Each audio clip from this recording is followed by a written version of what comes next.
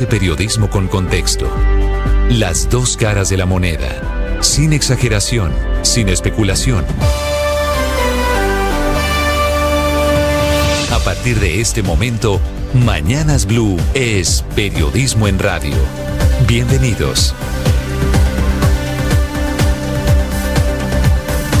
Bienvenidos, muy buenos días. Son las 6 de la madrugada, 40 segundos. Mucha atención. Esta mañana se confirma la muerte del presidente de Irán, Ali Raisi, un clérigo de 63 años ultraconservador, que era el más serio sucesor de la autoridad máxima de Irán, el ayatolá Ali Jamenei. Este fue el hombre que aplastó a la disidencia y aplastó las masivas protestas de mujeres contra la yihad. Va a ser enterrado mañana, seguirán 5 días de duelo. Este hombre era clave para entender el conflicto en el Medio Oriente, le había declarado la guerra al gobierno de Israel, apoyaba a Hamás, un hombre de los más importantes en la geopolítica internacional, pero que no tuvo ninguna misericordia. Cuando hizo parte de un comité de jueces, mandó matar 30.000 disidentes en Irán, según denuncia Amnistía Internacional. Irán amanece con un presidente encargado. En el accidente del helicóptero confirmado esta madrugada, se mató Ebrahim Raisi, pero también quien era el ministro de Relaciones Exteriores, ambos con nexos en América Latina. Había estado el señor Raisi, había estado en América Latina, en Venezuela, Cuba y Nicaragua, tejiendo lazos con los gobiernos de izquierda de nuestro continente. Ya les vamos a hablar porque es una de esas noticias lejanas que impacta profundamente las relaciones de la geopolítica internacional. Este hombre se había encargado de poner un pie en la izquierda de América Latina. La muerte del señor Raisi la lamentan, por supuesto, esta mañana Maduro y compañía en nuestro continente. Bienvenidos, les voy a hablar de este tema. Se mete en la otra noticia internacional el presidente Gustavo Petro, que es la pelea diplomática, la crisis entre los gobiernos de Argentina y de España, porque el presidente Milei, que estaba en Madrid invitado por el ultraderechista Vox, dijo el fin de semana que Pedro Sánchez hace parte de una calaña, es el presidente del gobierno español, del progresismo, de la izquierda, de lo que él llama los zurdos, y acusó a su esposa, que es Begoña Gómez, de corrupta. Nunca lo mencionó ni a él ni a ella, pero evidentemente se refiere a ellos. Producto de esa calificación, Sánchez llama a consultas al embajador de España en Argentina, le piden una rectificación a Milei que no va a suceder. Se mete, el presidente Petro, diciendo que el progresismo avanza en España, pese a los ataques cada vez más bárbaros de quienes no se han dado cuenta que condujeron al mundo al hambre, la guerra y por extensión a la crisis climática. El presidente Petro, que ya había tenido su rifirrafe con Milei, vuelve a repetir que es un bárbaro. Nosotros en teoría ya superamos la crisis del rigor con el gobierno de Argentina y ahora se vuelve a meter allí el presidente Gustavo Petro. Ya les vamos a contar de estas noticias del mundo. En Colombia avanzan las investigaciones por el asesinato del director de la cárcel La Modelo. No fue una moto, no fue solamente un sicario. La policía ya identificó 3 motocicletas que lo siguieron cuando salió de la cárcel hasta llegar a esa intersección de la calle 80 con carrera 30, en donde le disparó el sicario al coronel Elmer Fernández, que fue despedido con todos los honores este fin de semana en Bogotá. Revisaron 50 cámaras de seguridad, la policía trazó ya el recorrido del carro del IMPEC y hay pistas de quienes ordenaron el crimen. Además de las cámaras, la policía tiene interceptación de llamadas de cómo lo planearon y aunque todo apunta a la banda de Tuluá la Inmaculada, también apareció la banda de los Niches, que son sicarios del barrio 7 de agosto en Bogotá, dedicados a robar carros de alta gama y que habrían sido contactados por los caciques del patio 4 de La Modelo, en donde estaba Pedro Pluma, ya trasladado este fin de semana a la cárcel de La Picota. Así que al final lo que hay allí son muchos delincuentes que están amenazando a autoridades penitenciarias por todo el país, no solo en Bogotá, en Bucaramanga, en diferentes regiones del país. A esos caciques, Pedro Pluma y compañía los cambiaron de patio y de cárcel. Este hombre lo llevaron a La Picota, en donde hoy amanece custodiado en una celda especial. Tenemos historias para compartir con ustedes. Bienvenidos, comenzamos la semana. Hoy es lunes 20 de mayo. Con la muerte del coronel Fernández, aparecen las amenazas contra prácticamente todos los directores de las cárceles. Lo que se está incubando allí es un modo de gobierno desde las cárceles, estos grupos de delincuentes que extorsionan, que dan órdenes para sus crímenes con total impunidad. Hablando de crímenes, les contaré en segundos, murió el conductor del mototaxi que llevaba a Esteban Villafañe al colegio. Es el niño de 12 años al que mataron los disidentes de la FARC en el reciente atentado en Miranda, en el departamento del Cauca. Dice el caucano ministro del Interior, Luis Fernando Velasco, que el atentado no es un acto de una guerrilla, sino de asesinos simples y comunes, que está bien que el gobierno se dé cuenta en qué andan los disidentes de las FARC. El jefe del equipo negociador que intenta un proceso de paz con ellos, el exministro Camilo González, amanece exigiéndole a la guerrilla que saque a los civiles de la guerra, que es la misma petición de siempre para estos temerarios delincuentes cobijados con el mote de Estado Mayor Central. A propósito de paz, hoy el gobierno y el ELN reanudan la mesa de conversaciones en Caracas, en la cual planean abordar temas como el secuestro y la participación de la ciudadanía en la construcción de la paz. El ausente en este ciclo será José Félix Laforie, el hombre de los ganaderos, porque esta semana asistirá a una feria agroalimentaria en Cuba, pero él se opone a seguir dialogando con ellos mientras no abandonen la práctica del secuestro, a la que volvieron con el argumento de que necesitan recuperar sus finanzas. Ya les voy a explicar por qué el Ministerio de Hacienda se está quedando sin caja, sin plata para el gobierno, una caída terrible de casi 90% entre los flujos de caja que tenían en tesorería, 33 billones de pesos hace un año y hoy apenas 3 billones de pesos. Un informe de expertos y analistas de un banco privado, el Banco de Bogotá, concluyó que los depósitos o ahorros en el Banco de la República se desplomaron porque el gobierno está gastando más de lo que tiene y porque el recaudo de impuestos no está funcionando. No es el único golpe para el director de impuestos, que es Mr. Taxes, muy casual y productivo, muy popular en redes sociales, en donde se la pasa, pero muy poco recogiendo la plata que necesita la nación para su presupuesto. A este panorama hay que sumarle que este fin de semana el sindicato de la DIAN protestó por el despido de 160 personas que estaban en la figura de la provisionalidad. Un fallo de tutela le obliga a él a nombrar a funcionarios de carrera, a quienes ganaron el concurso, que deben ser nombrados en propiedad. Bienvenidos, tenemos historias para compartir con ustedes en este amanecer. Escampó en Bogotá. Hoy es el Día de las Abejas y se cumplen 27 años de la muerte del expresidente Barco, tan importante en la historia de Colombia. Enseguida el resumen que preparamos en Voces y Sonidos en Mañanas Blue. الله و انا الیه راجعون خادم الرضا خادم جمهور ایران آیت الله دکتر سید ابراهیم رئیسی رئیس جمهور اسلامی ایران در راه خدمت به مردم به درجه رفیع شهادت. Todavía se desconocen las causas del accidente de helicóptero que costó la vida al presidente de Irán, Ibrahim Raisi, y a su ministro de Exteriores. Raisi, un clérigo de 63 años, un ultraconservador que aplastó a la disidencia, era el más serio sucesor de la autoridad máxima de Irán, el ayatolá Ali Khamenei. En un intento de proyectar orden y control en el país, su vicepresidente Mohammad Mokber fue nombrado presidente en funciones y se convocará elecciones en 50 días. 22 بنده برای 22 دستگاه کشور اجرای این قضیه اگر محول شد به وزارت کشور این خطاست. Líder supremo de Irán, el ayatolá Ali Khamenei, hizo un llamado a la calma. Querido pueblo, estén seguros de que no se producirán perturbaciones en el trabajo del país. No deben preocuparse. Consternado y con mucho dolor, así se expresaba desde Caracas el presidente Nicolás Maduro tras confirmarse la muerte del líder iraní.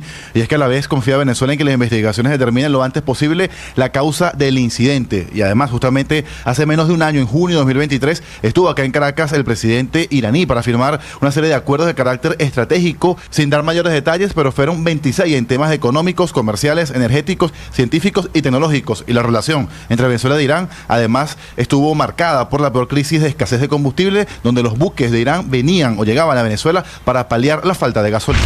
El general Nicolás Zapata, subdirector de la policía, anunció que fueron 6 las personas que participaron en el asesinato del director de la cárcel La Modelo. Según investigaciones de las autoridades, por el número de integrantes y la precisión del disparo, pareciera que se trata de un trabajo planeado hace meses que contó con ayuda de personas expertas en inteligencia y operaciones especiales. Ya tenemos una pulsar verde y que tenemos otra motocicleta implicada que estuvo marcando el recorrido. Motos que van por el camino, digamos, marcando el recorrido que va haciendo en este caso, pues, la víctima. Con una calle de honor demarcada con ofrendas florales y fotografías, despidieron al coronel Fernández. Una eucaristía con cientos de personas selló 2 días de honras fúnebres y sentidos homenajes en el centro religioso de la policía en Bogotá. Un hombre que sirvió con decencia, con moralidad, con fuerza, de un hecho que no puede quedar impune. Fueron trasladados 15 presos del patio 4 de la Modelo, entre ellos Pedro Pluma, presunto asesino del director de la cárcel. Alerta sobre la situación de las finanzas públicas. La cuenta del Gobierno Nacional en el Banco de la República tiene apenas 3 billones de pesos, una décima parte de lo que debería tener para esta época del año, según cálculos del Banco de Bogotá. El exministro de Hacienda, Juan Manuel Restrepo. Significa que el Gobierno Nacional está teniendo enormes dificultades en la liquidez, en los recursos que necesitaría para poder realizar sus pagos. Dios Padre Santo, Dios mío. Un nuevo atentado con explosivos en el municipio de Miranda, Cauca, dejó un niño de 12 años sin vida y un adulto mayor que murió en medio de una cirugía en una clínica de Cali. Autoridades confirmaron que el menor de edad se dirigía hacia su colegio ubicado en Corinto. Su madre también resultó lesionada, quien se debate entre la vida y la muerte en la UCI de un centro asistencial. El hecho, al parecer, fue atribuido a la disidencia de Dagoberto Ramos, que opera en zona rural. José Emilio Villafañe, padre del menor. Lo que recuerdo, la sonrisa, las palabras, el abrazo, el nacimiento del niño, lo que se vivió y lo que se logró compartir con él, es lo que le queda a uno en el corazón. El ministro del Interior, Luis Fernando Velasco. Eso no es un acto de una guerrilla, eso es un acto de unos asesinos que salen a una carretera a matar niños. Por favor, ¿qué nombre podemos darle a esas personas? Por ello, entre otras, el gobierno nacional rompió el cese al fuego con esa organización. El jefe negociador del gobierno con las disidencias de las FARC, Camilo González Pozo. El cese de toda violencia, atentado contra las personas, contra las organizaciones, el reclutamiento, toda esta acción inhumana contra todo derecho humanitario y toda consideración que vienen realizando. En una misión humanitaria por parte de la Oficina del Alto Comisionado para la Paz, la misión de verificación de la ONU en Colombia y la Defensoría del Pueblo, fueron liberados 4 personas que estaban secuestradas por las disidencias de las FARC desde el 18 de abril en zona rural del departamento de Arauca. Gremios alertan sobre micos en documentos sobre la participación de la sociedad civil en la mesa de diálogos entre el Gobierno Nacional y el ELN. El borrador de documento que circula al interior del Comité Nacional de Participación habla de la negociación de ejes de transformaciones para el país que incluyen negociar el modelo económico y el modelo político. Hoy arranca una nueva ronda de negociaciones entre el gobierno y la guerrilla del ELN, en la que no participará José Félix Laforí, presidente ejecutivo de Fedegan, ya que según anunció él mismo, debe cumplir compromisos gremiales en el exterior. Los trabajadores de la DIAN protestaron para expresar su preocupación sobre la gestión del director Luis Carlos Reyes. Diana Puentes, presidente del sindicato CEDIAN 2015. Creemos que la mala gestión del director Reyes nos está afectando y va a afectar al país por cuenta del no cumplimiento de las metas de gestión. Mr. Taxes es muy popular en redes sociales, pero invitamos a la gente, a los conocedores y al gobierno nacional a que examinen qué tan acertadas han sido las decisiones que ha tomado durante su tiempo como director en la DIAN. Mr. Taxes, me encontré 20.000 pesos en un pantalón que acababa de lavar. ¿Se considera esto como lavado de activos? Gracias. Pero la principal pregunta que te deberías estar haciendo es ¿qué hace un pantalón que no sabes de quién es con un billete de 20.000 pesos en tu casa? Además del recaudo fiscal, los funcionarios protestan por el despido de 154 personas, esto en el marco del cumplimiento que anunció la entidad del fallo del Tribunal Administrativo del Valle. Hoy se adelantará un nuevo pulso a la reforma pensional en la Cámara de Representantes. La discusión frente al umbral de cotización y los tiempos antes de que se acabe el periodo son algunos de los principales temas que deberán ser discutidos en la Comisión Séptima de esta corporación. Víctor Manuel Salcedo es representante por el partido de la U. El pacto histórico propone 4 salarios mínimos, el Partido Verde propone 3 salarios mínimos, el Partido Conservador 2.3, el Partido Liberal 2 y nosotros 1.5. ¿Cuál es la sustentación? A mayor salarios mínimos, mayores subsidios. España también exige al señor Milei disculpas públicas. En caso de no producirse esas disculpas, tomaremos todas las medidas que creemos oportunas para defender nuestra soberanía y nuestra dignidad. El ministro español de Asuntos Exteriores, José Manuel Álvarez, ha citado esta mañana al embajador de Argentina en España, Roberto Sebastián Bosch, para exigirle las disculpas del presidente de su país, Javier Milei, después de que éste se refiriese ayer al presidente español como calado Malaña y a su mujer como corrupta. Álvarez no ha descartado, en sendas entrevistas radiofónicas, la posibilidad de romper relaciones con Argentina si esas disculpas no llegan. Aún cuando tenga la mujer corrupta, digamos, ensucia y se tome 5 días para pensarlo.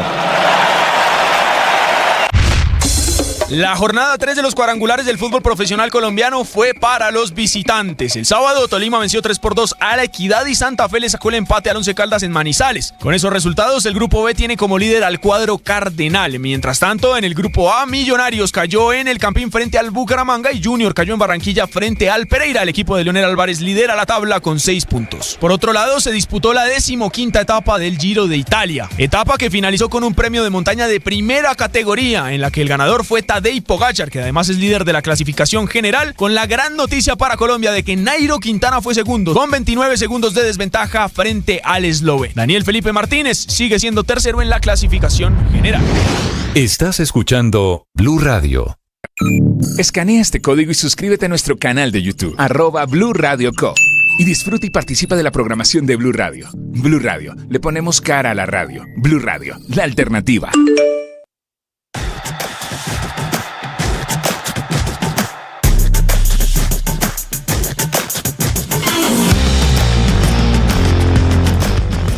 Les contamos a partir de este momento las noticias de Colombia y el mundo.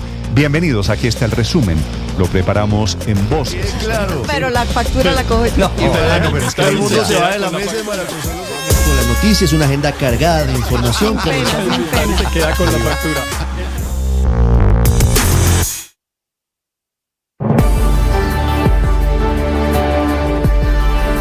Muchos lidiamos con enfermedades mentales y con conflictos emocionales, y es muy difícil hablar de eso en voz alta.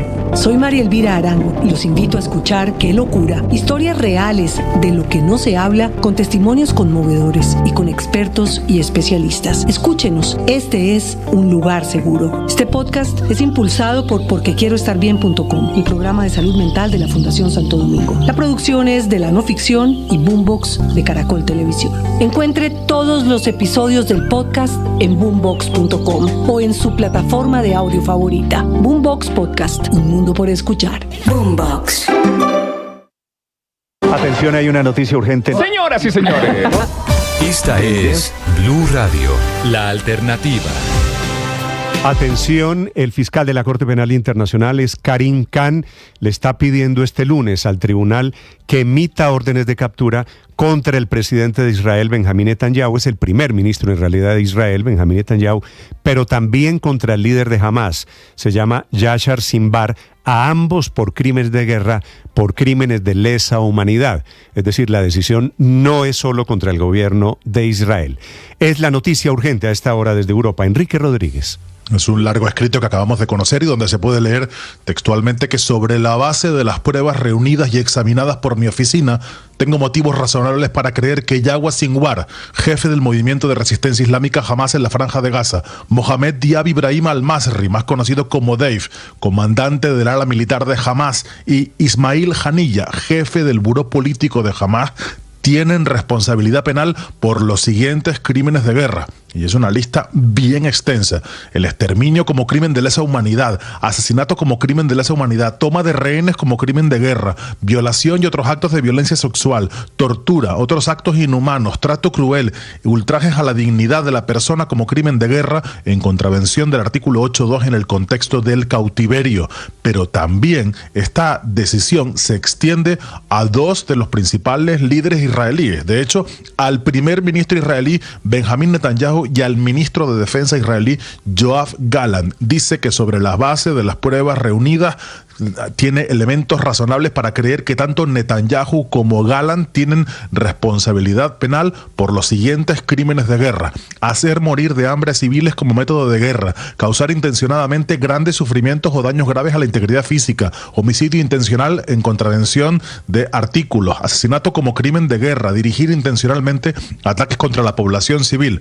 La lista es muy extensa. Su oficina sostiene que los crímenes de guerra alegados en estas solicitudes se cometieron en el contexto de un conflicto armado internacional entre Israel y Palestina. Si esas órdenes van adelante, si esas órdenes internacionales de captura van adelante, evidentemente sería más problemático para los responsables israelíes, quienes en la práctica no podrían hacer ningún tipo de agenda internacional. Bien es cierto que los líderes de Hamás tienen una agenda internacional muchísimo más limitada, pero desde luego es un giro ciertamente importante al conflicto que está azotando a Israel y Palestina, y sobre todo a los últimos acontecimientos después de la toma de rehenes y de los ataques de Hamás el pasado mes de octubre. Así que el titular es ese, va a solicitar Karim Khan, el fiscal de la Corte Penal Internacional, esas órdenes de captura para los principales jefes de Hamás, pero también para el primer ministro israelí y su ministro de Defensa, Néstor. Sí, esto es lo que pasa automáticamente,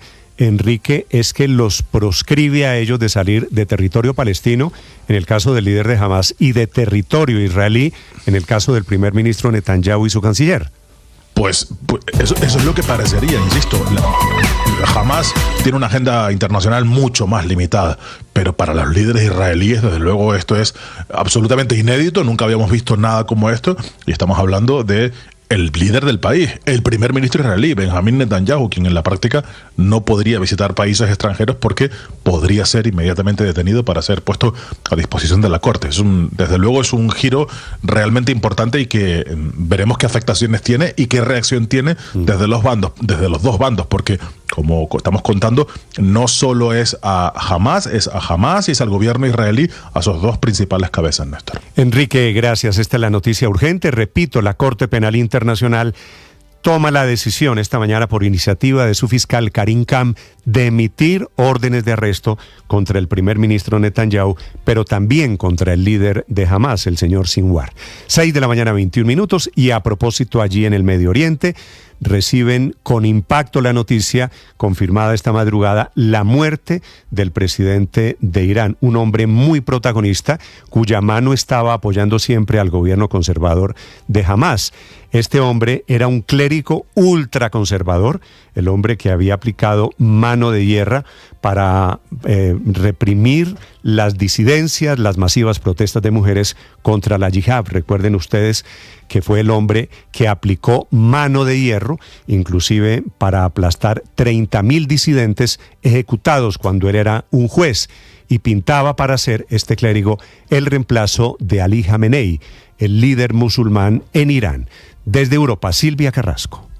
Sí, Néstor, 3 años alcanzó a estar en el poder Ibrahim Raisi, este clérigo que además era un hombre con larga carrera en el Poder Judicial. Él participó en la Revolución Islámica de los 80 y, claro, a los 20 años había sido nombrado juez y hizo una larga carrera en el Poder Judicial. Fue fiscal, fue vicepresidente de la Corte Suprema y era presidente de la Corte Suprema cuando decidió postularse a ese cargo de presidente de la República, que ganó con más del 68% de los votos en el año 2021. Era un hombre de voz suave, pero que tenía una historia bastante sangrienta. De hecho, a él se le acusa a Amnistía Internacional y también al gobierno de Estados Unidos, que lo tenía sancionado, de haber sido parte de un comité de 4 jueces que en el año 1988 ordenó la muerte de 30.000 disidentes, de hasta 30.000 disidentes es lo que dice Amnistía Internacional, porque nunca se ha podido entrar al país para investigar efectivamente estas muertes, sino que ha sido por entrevistas con las familias a través, por vía telefónica, que se ha llegado a esta cifra. Ibrahim Raisi estaba participando el día de ayer en la inauguración de una presa en el noreste del país, en la frontera con Azerbaiyán, una presa que se había construido entre los dos países y habían ido varios ministros a esa inauguración. Venían de vuelta con muy mal tiempo, un tiempo crítico. La verdad es que venían en un convoy de 3 helicópteros y uno de ellos fue el que se perdió, el que desapareció, y tardaron 15 horas en encontrarlo. Se trata de un helicóptero de fabricación norteamericana, un Bell 212. Fíjate que este helicóptero, hay solamente 10 de estos helicópteros en Irán, y son helicópteros que han sido modificados por Irán porque, claro, están sujetos de sanciones y por lo tanto no podían recibir los repuestos para poder ser refaccionados. De hecho, ya hay voces en Irán que están acusando al gobierno norteamericano de la culpa de este accidente producto de la falta de repuestos para este tipo de helicópteros. Hace pocos días había estado recorriendo el país Ibrahim Raisi. Se le escuchaba cómo hablaba con la gente, diciendo cuáles eran sus deberes de mandatario. Esta era su voz. یکی از نکاتی که من از ابتدا با آقای وزیر میگفتم و هر وقت ایشون در دولت و Aquí era un discurso en el cual estaba hablando de cuáles eran sus deberes de presidente, de construir casas, de construir redes de internet, pero la verdad de las cosas es que era un hombre de mano durísima. Ya contábamos aquello que había hecho como juez, pero como presidente le tocó reprimir lo que fueron todas esas manifestaciones contra el hijab, después de que una mujer fue asesinada por la Guardia Republicana, por la Guardia Revolucionaria, porque llevar mal puesto el hijab, ese pañuelo que deben usar las mujeres en la cabeza.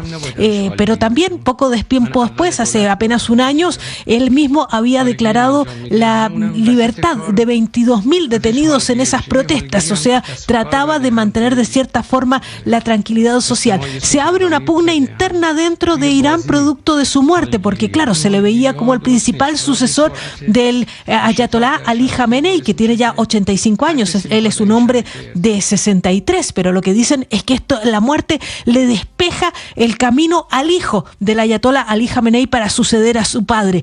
¿Qué más pasó importante durante el gobierno de 3 años que tuvo Ibrahim Raisi? Bueno, estalló la guerra en Gaza y el abierto apoyo de Irán a Hamas, a los atacantes de Israel. Y también es la primera vez durante su gobierno que hay un abierto ataque sobre Israel. Recordemos, hace algunas semanas apenas ese bombardeo por parte de Israel que provocó daños pero pocas muertes allí en Israel, después de que Israel hubiese atacado el consulado iraní en Siria, en Damasco, y hubiesen matado a varios miembros de la Guardia Revolucionaria. La verdad es que Ibrahim Raisi era un hombre muy importante, ultraconservador dentro de Irán. ¿Quién le sucede? Un hombre que está solamente como presidente en funciones por los próximos 50 días hasta que se realicen las elecciones, es Mohammad Mokber, un hombre también ultraconservador, cercano al líder supremo Ali Khamenei, pero tiene 2 rasgos que lo hacen un personaje interesante, Néstor.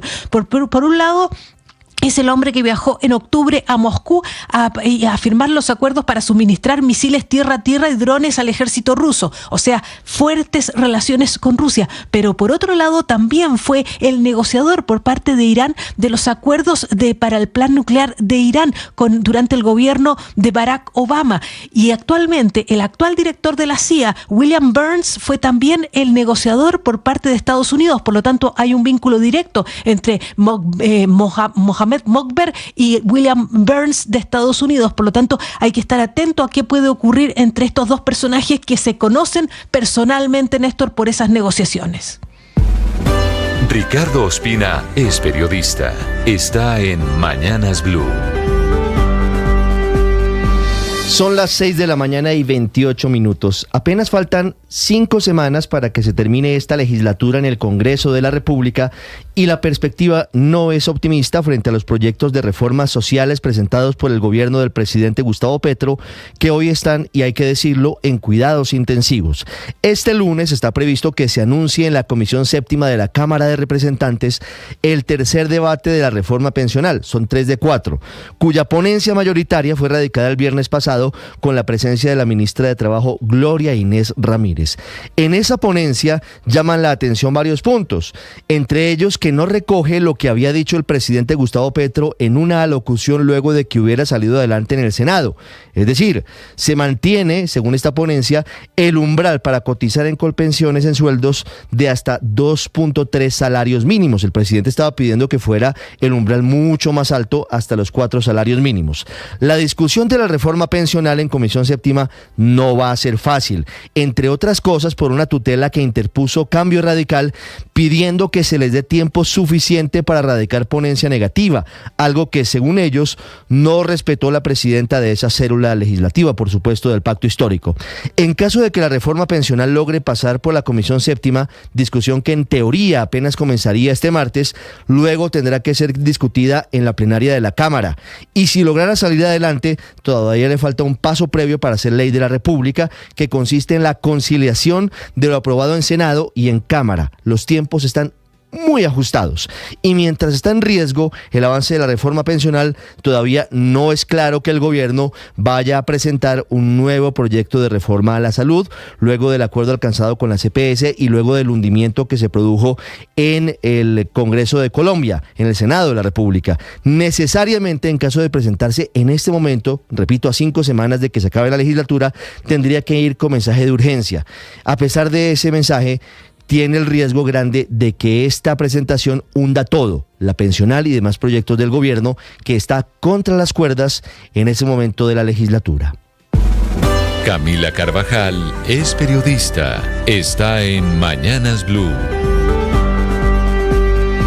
6 de la mañana, 30 minutos. Freno de mano para una reforma a la salud por decreto. La Corte Constitucional suspendió por ahora 2 artículos de 2 resoluciones del Ministerio de Salud que le ordenaban a las EPS invertir el 5% de la UPC para financiar los equipos básicos, que son médicos, enfermeras, personal de la salud que el gobierno quiere que vaya puerta a puerta para buscar y prevenir enfermedades. La decisión de la Corte es temporal hasta que el Consejo de Estado defina la legalidad y constitucionalidad de estas resoluciones que afectan en la práctica la plata que reciben las EPS por cada uno de sus afiliados. Se trata de las resoluciones 2364 y 2366 de 2023, con las que el Ministerio de Salud definió el valor anual de la unidad de pago por capitación, la UPC, que insisto es el dinero que recibe una EPS por cada uno de sus afiliados, y con esa plata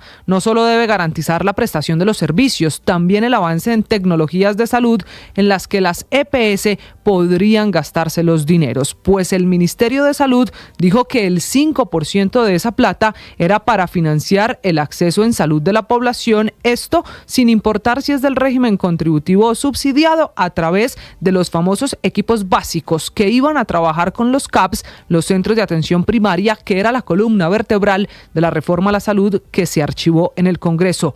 La Corte le está recordando al Ministerio que la UPC es el pago que se le hace a la EPS para financiar la mayor parte de los servicios y las tecnologías, sobre todo lo que está cubierto en el plan de beneficios en salud, y que por eso no se puede afectar, no se puede tocar esa plata para financiar un servicio específico, porque podría desfinanciarse la atención básica en salud. Además, la Corte aseguró que el Ministerio no presentó estudios técnicos para demostrar por qué se necesita un porcentaje de la UPC para los equipos básicos.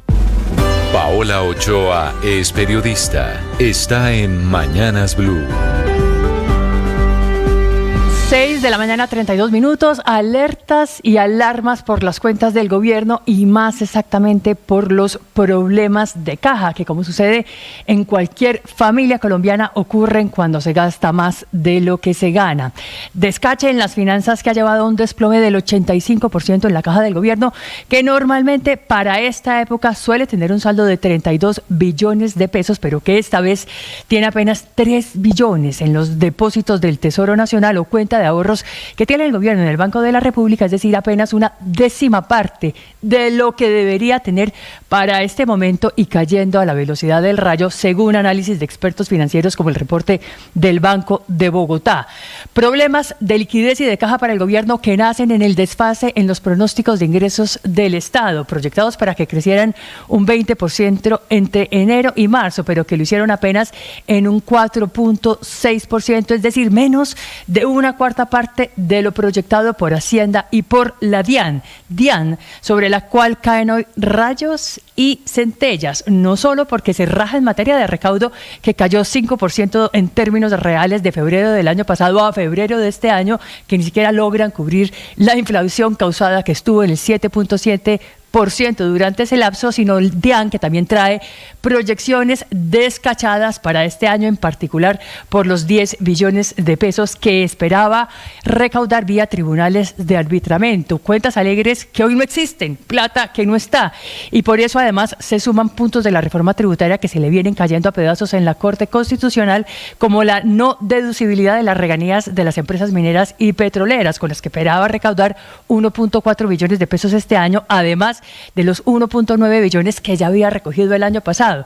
Un billete muy largo, muy bravo, del cual deberá devolver cada centavo, y por ello el ministro de Hacienda le pide a la Corte Constitucional que postergue y aplace la vigencia con el argumento de que si entra hoy podría desatar un incidente de impacto fiscal inmediato y ocasionar toda una catástrofe en las finanzas públicas del país.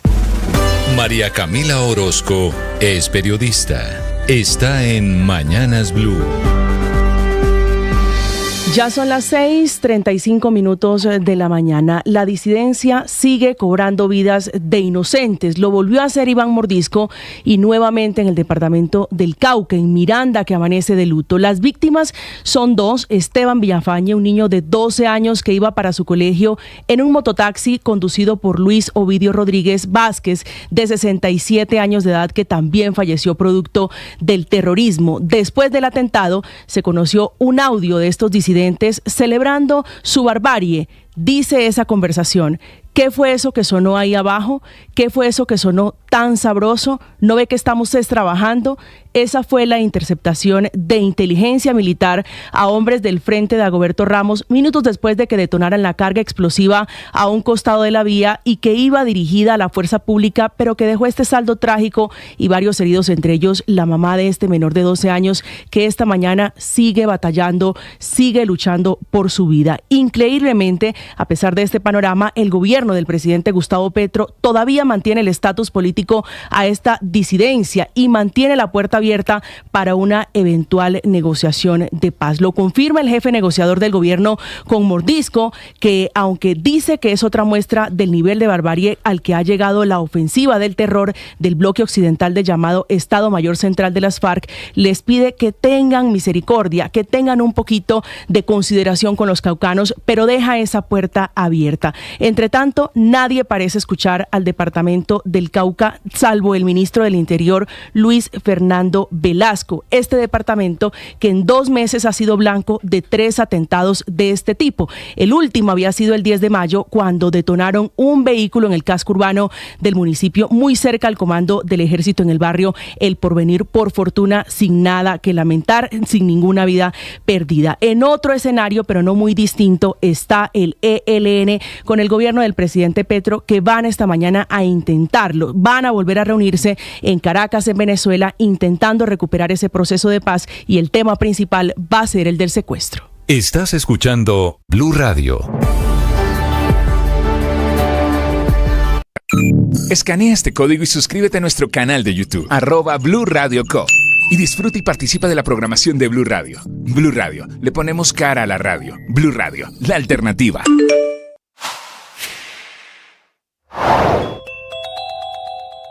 Se confirma la muerte del presidente de Irán, Ali Raisi, un clérigo de 63 años ultraconservador, que era el más serio sucesor de la autoridad máxima de Irán, el ayatolá Ali Jamenei.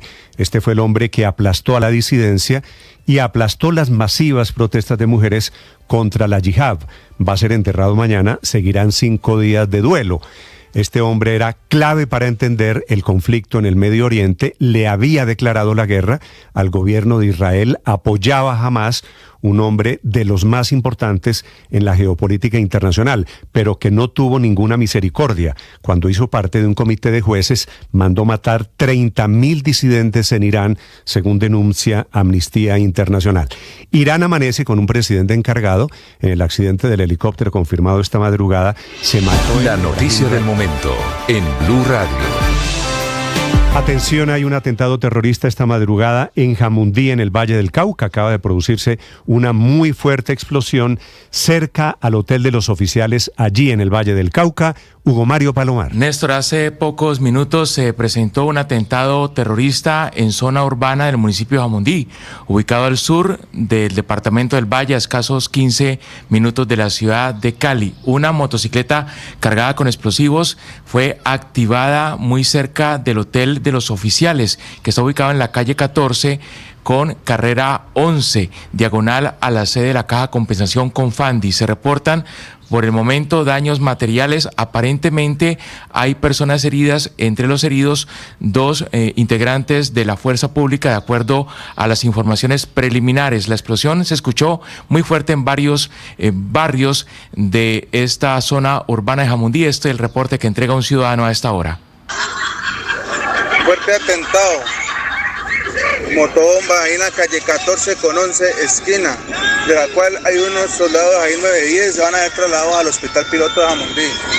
Ya se ven obviamente los daños que generó la explosión en puertas, en ventanas, en fachadas de establecimientos de comercio y viviendas ubicadas en esta zona céntrica de Jamundí. Sucede este atentado terrorista que inicialmente es atribuido a la disidencia Jaime Martínez de las FARC después del ataque también con explosivos contra el ejército en zona rural del municipio de Miranda, en el norte del Cauca, muy cerca de este lugar. Allí, en ese atentado, hace ya algunas horas murió el pequeño Esteban Villafañez, de apenas 12 años. Él se desplazaba junto a su mamá en una mototaxi hacia su colegio en la vía que conduce al municipio de Corinto. Al paso de estas personas explotó una bomba que causó lesiones al niño y a los 2 adultos. En el lugar murió Esteban, el pequeño estudiante de 4º año de primaria de un colegio del sector, y horas después murió en un hospital el mototaxista Luis Ovidio Ramírez, de 64 años.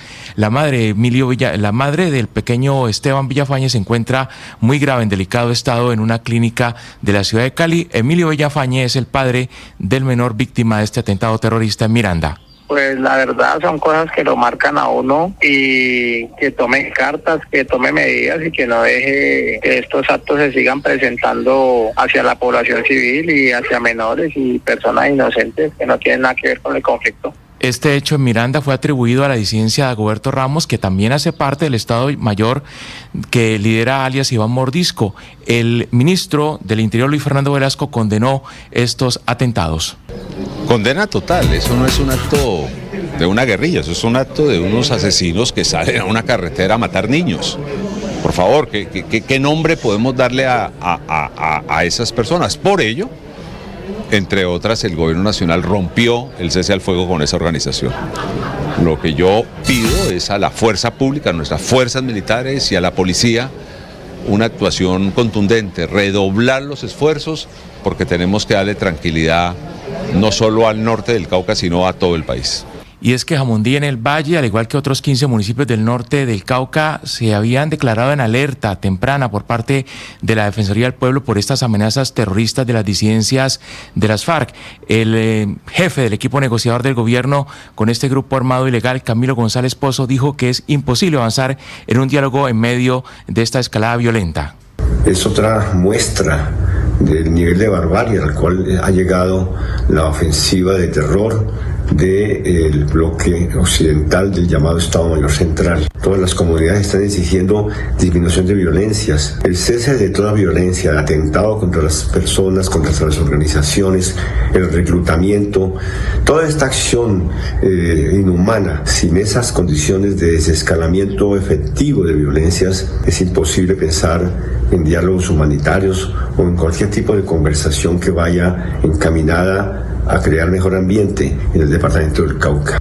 A esta hora, Néstor, en Jamundí hay caos, hay temor entre la población, se ven los daños ya obviamente reflejados en las estructuras aledañas al sitio en donde explotó esta motocicleta cargada con explosivos, daños materiales cuantiosos, heridos, hasta el momento no se sabe cuántos, pero sí se habla ya preliminarmente de 2 uniformados, de 2 integrantes del Ejército Nacional que habrían sido trasladados a una clínica del sur de la ciudad de Cali, Néstor. Sí, me dicen desde Jamundí esta mañana, esa esquina que dinamitaron esta madrugada, este atentado de hoy en Jamundí, allí funcionaba una especie de hotel para oficiales del ejército, Hugo Mario. Se llama el Hotel de los Oficiales, Néstor, sí. Allí hace algún tiempo se hospedaban integrantes de la fuerza pública.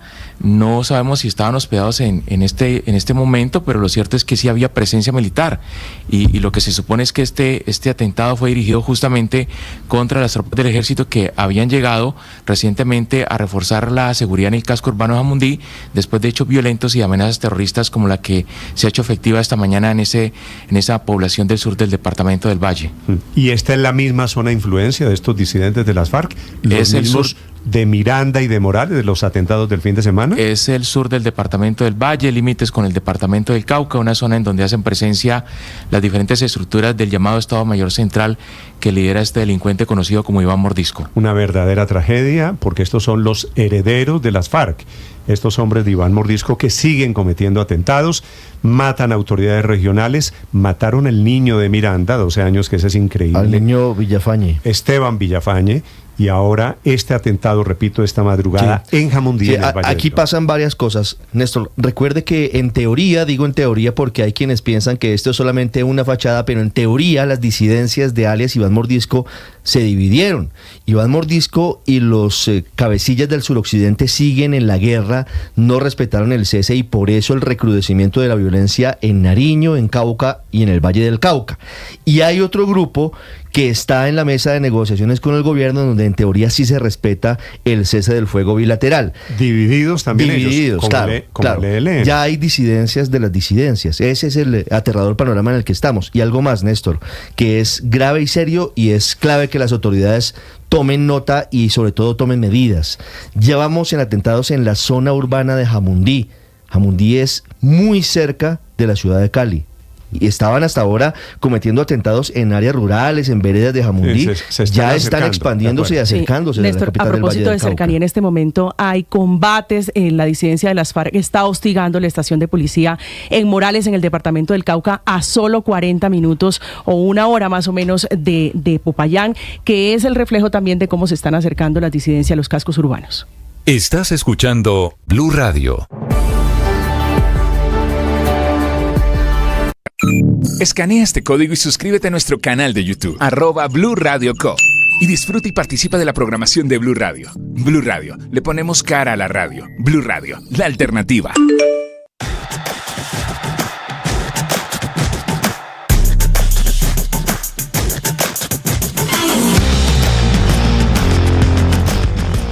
Les contamos a partir de este momento las noticias de Colombia y el mundo. Bienvenidos, aquí está el resumen.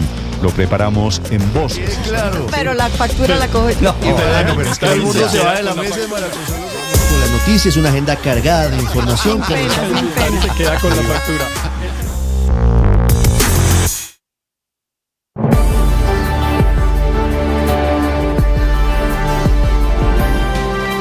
6 de la mañana, 46 minutos. Padre, buenos días. Buen día, Néstor. Como siempre, iniciando la semana con las mejores emociones, con ganas, con fuerza, con ánimo y creyendo que todo va a estar bien. Feliz semana, Padre. Sí, feliz semana. Va a ser una buena jornada la que tenemos hoy y va a estar llena de días maravillosos. Tema de hoy. Soledad. Tú sabes que es una epidemia. La Organización Mundial de la Salud ya está trabajando en comisiones para revisar el tema de la soledad.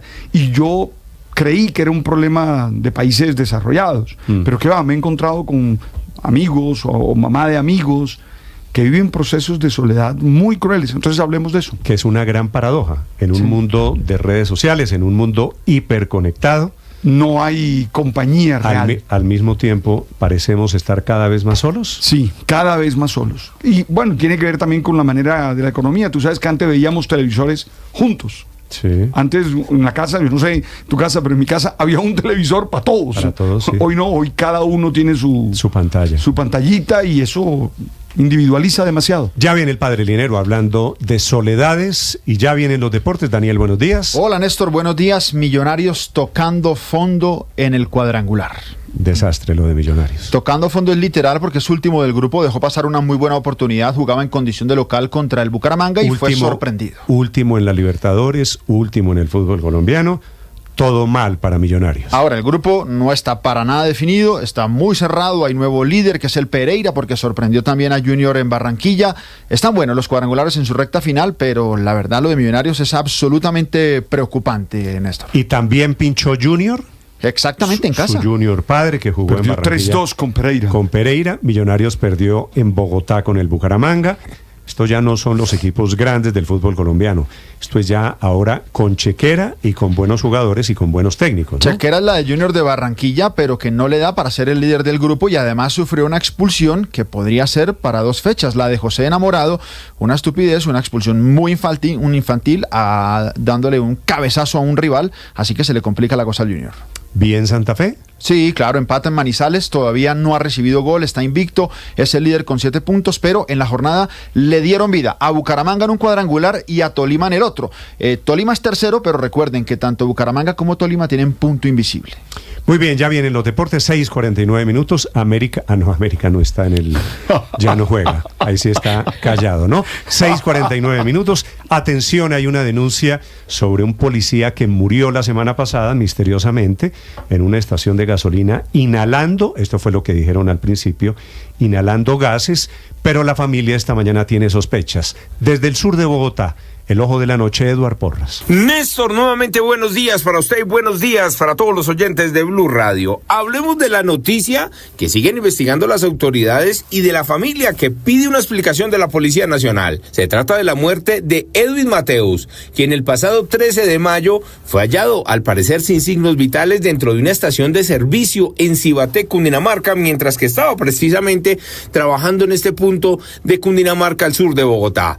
Pues dice la familia que encontraron los primeros informes que hacen otros policías de lo ocurrido y que no coinciden las horas. Por ejemplo, supuestamente a las 4 de la mañana ya estaba muerto el patrullero, pero los policías que llegaron a atenderlo, se lo llevaron sin signos vitales, según los mismos familiares, hasta un hospital. Escuchen ustedes mismos lo que nos contó la hermana de este uniformado que falleció la semana pasada. En cuanto a historia clínica, hemos encontrado muchas inconsistencias en cuanto a mensajes que se enviaron a esas horas. Sí.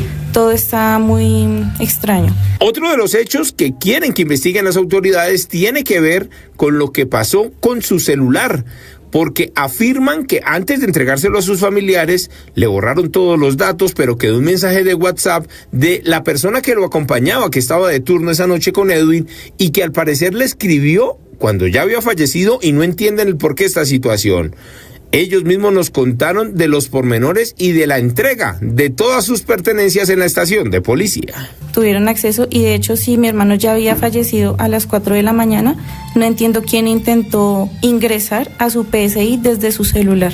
Sí, también a las 6:18 y 6:22 intentaron ingresar directamente a su PSI. Adicional a esto, el segundo día en la funeraria, cuando llegaron los familiares a despedirlo, se llevaron una sorpresa cuando no encontraron ni el ataúd ni el cuerpo. Esta fue la explicación que les dio la policía acerca de lo ocurrido. Nos informan que el cuerpo estaba emanando mucho gas y que posiblemente ya no iba a estar en la funeraria, que nos íbamos a dirigir directamente allá, pero que el cuerpo ya no iba a estar allá. Ellos piden que el director de la policía se apersone de esta situación, investigue, indague y que Medicina Legal entregue los resultados de la necropsia para que se sepa, según ellos, la realidad de lo que ocurrió en esa estación de servicio. Eduard Porras, Blue Radio.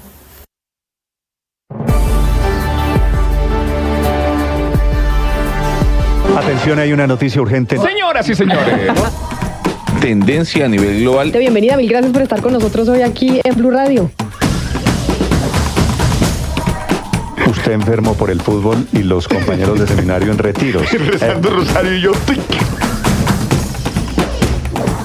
El padre Alberto Linero es periodista y también está en Mañanas Blue. 6 de la mañana, 53 minutos. Tengo esa sensación de no importarle a nadie, de no pertenecer a ningún lado. Estoy conectada con muchas personas, pero siento un vacío interior que me hace sentirme sola. Con esas palabras, una señora mayor me expresaba su estado emocional en ese instante. Conversé con ella, le di algunas pautas, pero le pedí que hablara pronto con un profesional de la psicología. Su situación no es de extrañar, ya que en una encuesta de finales del año pasado realizada por Meta Gallup indicaba que 1 de cada 4 personas en el mundo se siente sola. En Colombia, según datos del DANE, más del 30% de los adultos mayores viven solos, es decir, aproximadamente 2 millones de personas. Esta soledad ha tenido graves consecuencias, siendo la causa de que aproximadamente el 60% de los adultos mayores sufra de depresión, el 23% padezca de ansiedad y el 15% experimente miedo o pánico, lo que también genera problemas de sueño. Es tal que la la OMS, la Organización Mundial de la Salud, creó una comisión para abordar el problema y encontrar soluciones hasta lo más pronto posible. Es probable que algunos de los que nos escuchen se sientan solos. ¿Qué hacer? Te propongo cosas. 1, trata de encontrarte con personas. Pasa tiempo con amigos, con familiares. Únete a un club, a un grupo. Haz voluntariado. 2, habla con alguien. Comparte tus sentimientos con un amigo, con un familiar, con un terapeuta, con un consejero. 3, cuídate. Come alimentos saludables, haz ejercicio regularmente, duerme lo suficiente y practica técnicas de relajación y meditación. Haz algo que te guste, dedica tiempo a los intereses, a los hobbies. Busca ayuda profesional porque si te está causando esta emoción gran malestar, tienes que buscar ayuda con un terapeuta o un consejero. También hay que dejar claro que muchas veces se requiere espacios de soledad. Eso que algunos llaman solitariedad, que es un estado voluntario de serenidad, de distancia de otros para conectar con uno mismo y tratar de conocerse, aceptarse y amarse más. Conectar con la propia esencia para poder comunicarse y encontrarse con los otros en relaciones sanas. Pero otra cosa es esa soledad obligatoria, impuesta. Víctor Hugo decía, no hay mayor soledad que la de no ser amado por la persona que amas. Las victorias y derrotas, la pasión y la afición en juego y los datos de lo último en deportes se lo presenta Mañanas Blue. A las 6:55 de la mañana les damos la bienvenida a los deportes en Mañanas Blue para contarles que se apretó todo en los cuadrangulares semifinales en Colombia. Jornada para visitantes y cambio de liderato en el Grupo A. Cerrando la fecha, Atlético Bucaramanga ganó su primer partido del cuadrangular. Con gol de Joyder Micolta le ganó a Millonarios en el Campín.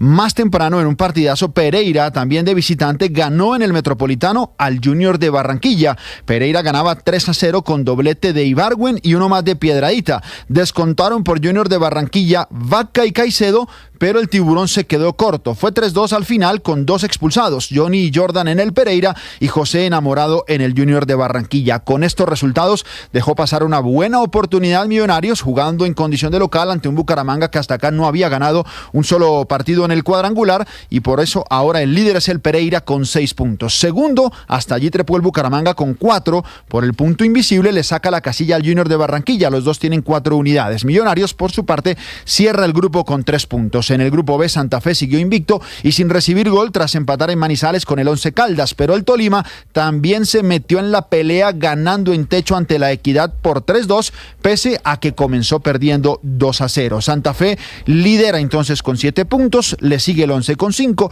tercero el Tolima con 4 unidades y cierra la Equidad que no ha podido sumar un solo punto. Entre miércoles y jueves de esta semana se disputará la cuarta fecha de los cuadrangulares, los mismos enfrentamientos de esta fecha, pero invirtiendo las localías. En Inglaterra, Manchester City y su historia se convirtió en el primer equipo en 136 años del fútbol inglés en lograr 4 títulos de liga consecutivos. El equipo de Guardiola venció 3-1 al West Ham United y con ello se aseguró el título de la Premier. Ya son 10 en su historia y 6 con Guardiola en apenas 7 temporadas. Mateo Casierra fue el colombiano más destacado en el fútbol internacional. El delantero de Selección Colombia convirtió 5 goles en un partido con el Zenit. Su equipo derrotó 5-1 al Akhmat Grozny. Casierra es el goleador en Rusia con 21 goles. Este fin de semana también se destacaron Mayra Ramírez con el título del Chelsea colaborando con 2 goles y 2 asistencias y Kevin Mier que disputará el título en el fútbol mexicano con Cruz Azul. Alfredo Morelos en Brasil y Jason Medina en Ecuador también convirtieron goles. Hoy descansa el Giro de Italia después de la etapa reina en la que Tadej Pogačar sacó más ventaja a sus perseguidores tras ganar la fracción que fue protagonizada por Nairo Quintana. Fue finalmente atrapado en su fuga solo por el líder de la general, pero la verdad, etapota de Nairo Quintana. Daniel Martínez, el colombiano, conservó el tercer lugar de la general. En la NBA, sorpresas porque los Timberwolves ganaron a los Nuggets en el 7º juego y lo propio hicieron los Pacers ante los Knicks. Así las cosas, ya están definidas las llaves de finales. En el este, Mavericks ante los Timberwolves y en el oeste, los Celtics jugarán ante los Indiana Pacers. En noticias del golf, Xander Schauffele ganó su primer torneo grande del golf, se quedó con con el PGA Championship. Recordemos que en 2020 también Xander Schauffele se había coronado campeón de los Juegos Olímpicos. Y en la Fórmula 1, Max Verstappen se impuso en el Gran Premio de Imola y sigue su liderato tranquilo y contundente en la gran carpa del automovilismo. 6 de la mañana, 59 minutos. Ampliamos toda la información deportiva más adelante en Mañanas Blue.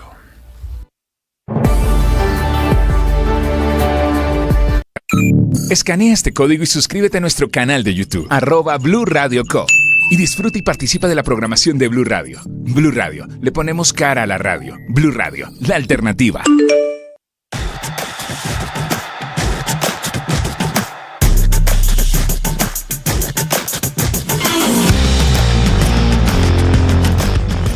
Les contamos a partir de este momento las noticias de Colombia y el mundo. Bienvenidos, aquí está el resumen.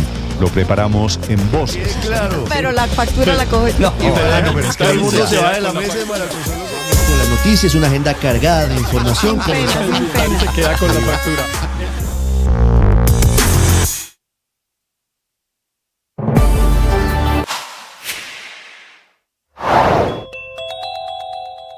Se confirma la muerte del presidente de Irán, Ali Raisi, un clérigo de 63 años ultraconservador, que era el más serio sucesor de la autoridad máxima de Irán, el ayatolá Ali Jamenei.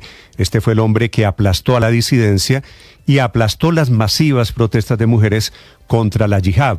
Va a ser enterrado mañana, seguirán 5 días de duelo. Este hombre era clave para entender el conflicto en el Medio Oriente, le había declarado la guerra al gobierno de Israel, apoyaba a Hamás, un hombre de los más importantes en la geopolítica internacional, pero que no tuvo ninguna misericordia. Cuando hizo parte de un comité de jueces, mandó matar 30.000 disidentes en Irán, según denuncia Amnistía Internacional. Irán amanece con un presidente encargado. En el accidente del helicóptero confirmado esta madrugada, se mató Ebrahim Raisi, pero también quien era el ministro de Relaciones Exteriores, ambos con nexos en América Latina. Había estado el señor Raisi, había estado en América Latina, en Venezuela, Cuba y Nicaragua, tejiendo lazos con los gobiernos de izquierda de nuestro continente. Al despertar, lo primero que hago es dar gracias. Gracias porque estoy vivo. Gracias porque puedo pensar, porque mi corazón puede latir. Gracias porque hay a mi alrededor personas que me aman. Gracias porque tengo familia. Gracias porque tengo trabajo. Gracias porque puedo hacer tantas cosas. Creo que ser agradecidos es una manera de vivir una experiencia espiritual. Por eso siempre, con el oracional, lo primero que hago es unirme a esa expresión de acción de gracias por todo lo que tengo. También ahí mismo